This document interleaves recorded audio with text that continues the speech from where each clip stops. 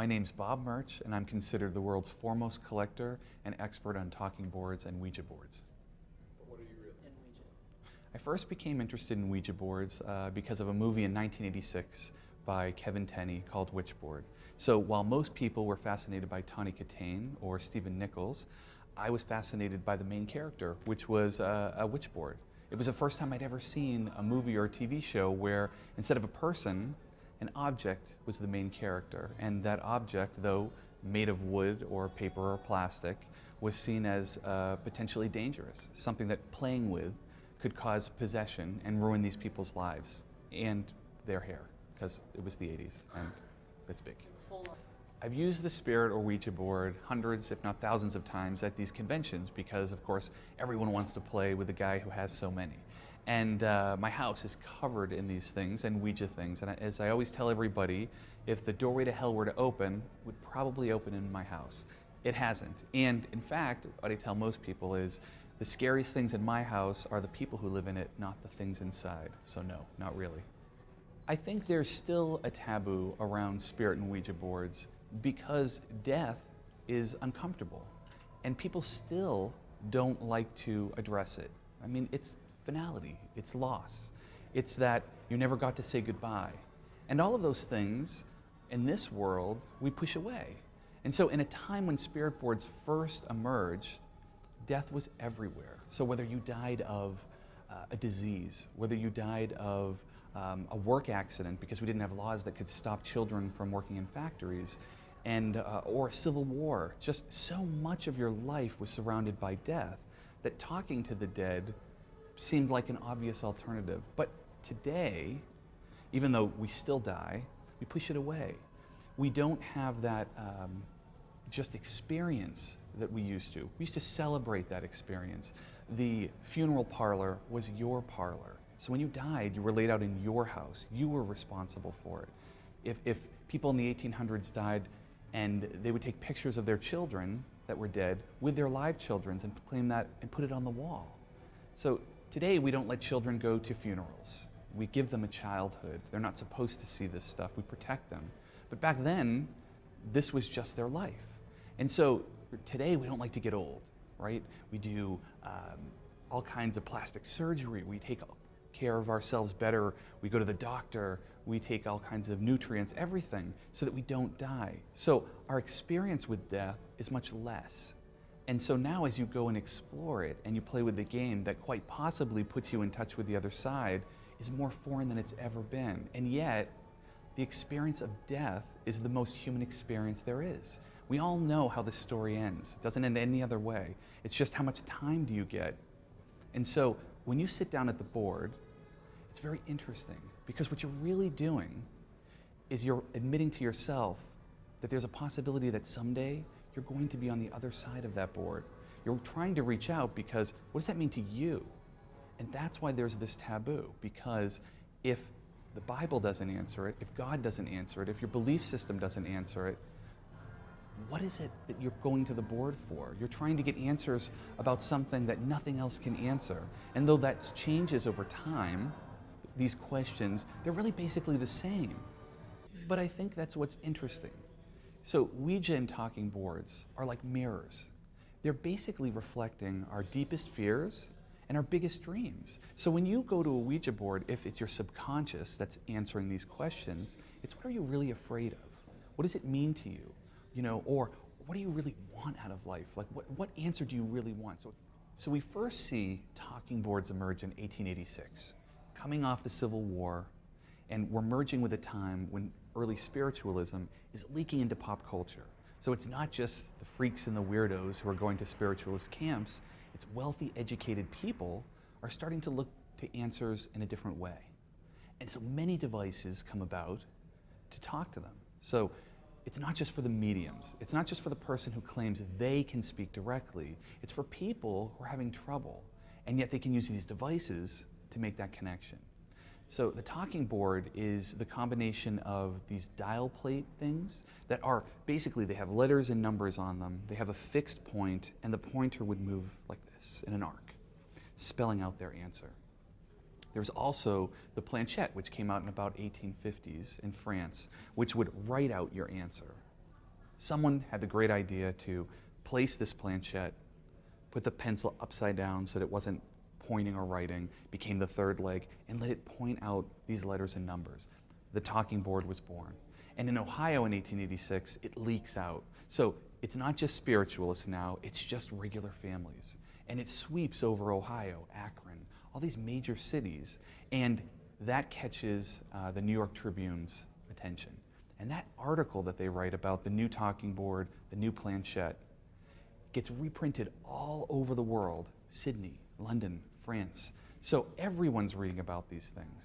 But it takes 4 more years before 2 gentlemen, E.C. Resch and Charles Kennard, both claim to invent the board that would become Ouija in Chestertown, Maryland, in Kent County on the Eastern Shore. Both of those men would claim, and though Charles Kennard his entire life until his death would claim that he did it, E.C. Resch would come back into the story later and prove to the company that Charles Kennard would found that it was him. We don't know what that proof was, and that's still part of the mystery. But according to Charles Kennard, he comes up with this idea one evening in 1886 in his house in Chestertown because his mind goes blank. He flips over a breadboard and he flips over a teacup and he places his hand on top and he notices it moves all about the board. And he's not thinking of anything. And so he decides to write some letters and numbers down. And it slowly moves, answering his questions. And that's how he says he invents the board that would become Ouija. However, there's a problem. And that's because in January of 1886, the first articles start to get printed about this new talking board in Ohio. So the timeline's a little tight. Could he do something that would make it to Ohio that would do it? I don't know, right? So we don't know exactly which came first, the talking boards in Ohio or Charles Kennard's talking board. But he then takes it to a next door neighbor who works right next to him. Their offices are next to each other in the Voschel House in Maryland. And this man, E.C. Resch, is a cabinet maker, a coffin maker, an undertaker, a musician. He makes musical instruments, all kinds of things. And he shows him his idea and he asks him, can you make me some? They make a dozen. They shop it around to the neighbors love it. And so Charles Kennard sees the future in the Ouija board. He decides this is something they can make and that people would buy. So he approaches E.C. Reich, he asks him, hey, would you want to go into business with me? And E.C. Resch laughs. He says, why would anyone want to buy something that you could make yourself? So no, my businesses are going great. And so he says no.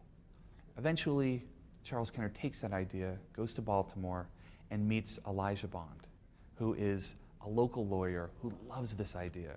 And together, they clean it up, and Elijah Bond files for a patent. And so the beginning of the Ouija is born. Now, where did the Ouija board get its name? For a long time, people believed that Ouija was the French and German words put together. Oui and ja would be the yes, yes board. Now, what we found out a couple years ago, that's not exactly where it came from. That one night at 529 North Charles Street, right up the road, that Helen Peters, Elijah Bond's sister-in-law, who was considered a strong medium, Elijah Bond and Charles Kennard were sitting at the board and asked, what do you want to be called? And the board answered, Ouija.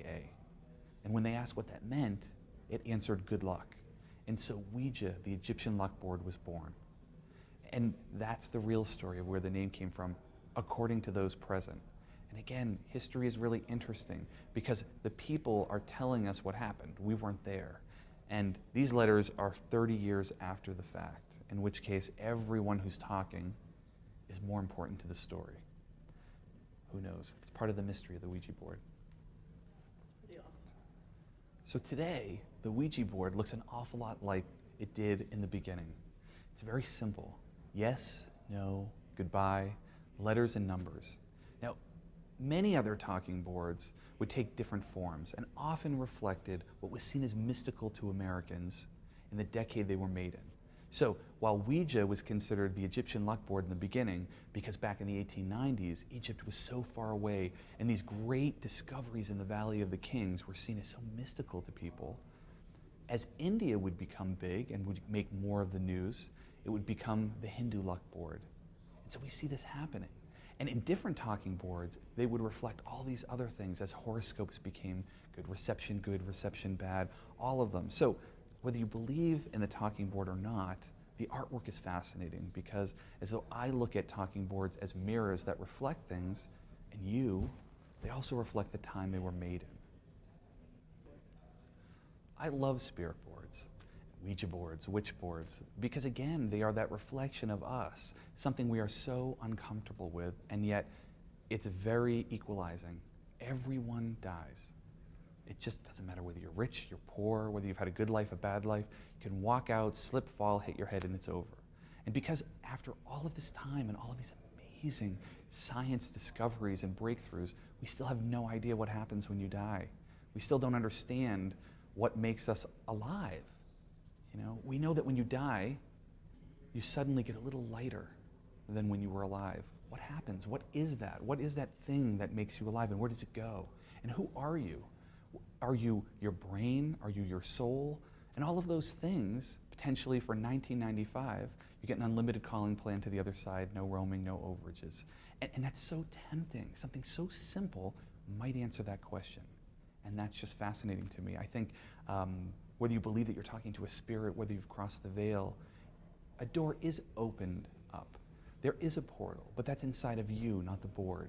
I don't believe that there's anything mystical or magical about a piece of cardboard or plastic. I just don't. But I believe what it represents inside of us, and it's that trigger, that thing that makes us want to continue to play. It's what makes me want to continue to research and talk about and write and meet people and share their experiences with, because all of these people coming from all over the world, living completely different lives, the one thing we have in common is that we're all mortal. And we all want to know what happens. And again, potentially this game explores at least and possibly answers that very question. What a great game.